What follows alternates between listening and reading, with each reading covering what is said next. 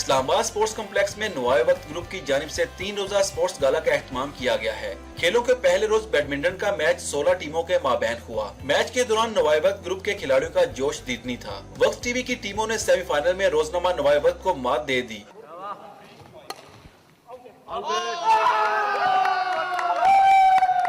Final match में भी वक्त टीवी की टीमों ने शानदार परफॉर्मेंस का मुजाहरा किया।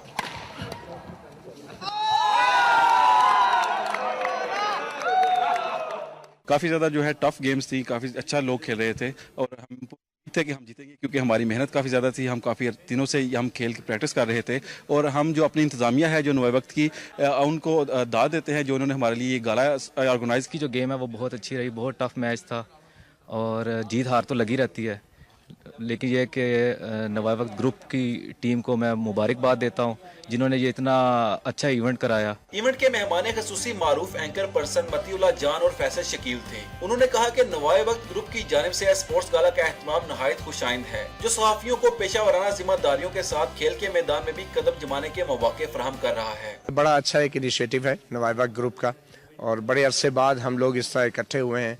एक काम के माहौल से निकलकर एक खेल के मैदान में जब इकट्ठे होते हैं किसी भी ऑफिस के या दफ्तर या इदारे के लोग, तो वो एक टोटली डिफरेंट माहौल होता है। मेरा ख्याल है इस किस्म के इवेंट्स के लिए ना सिर्फ उन लोगों में जिन्होंने यहाँ पे पार्टिसिपेट किया उनके लिए एक अच्छी अपॉर्चुनिटी थी, बल्कि एडमिनिस्ट्रेशन जिसने ये इवेंट को ऑर्गेनाइज करवाया है, मेरा ख्याल है बहुत जबरदस्त इनिशिएटिव है। स्पोर्ट्स गाला में बैडमिंटन के मैच में खिलाड़ियों के दिलचस्प टाकरे को देखने के लिए शायकीन की बड़ी तादाद भी स्पोर्ट्स कॉम्प्लेक्स में मौजूद थी। खेल के अख्ताम पर मेहमान खसूसी ने खिलाड़ियों में इनामात तकसीम किए। कैमरा टीम के साथ वसीम रज़ाक, वक्त न्यूज, इस्लामाबाद।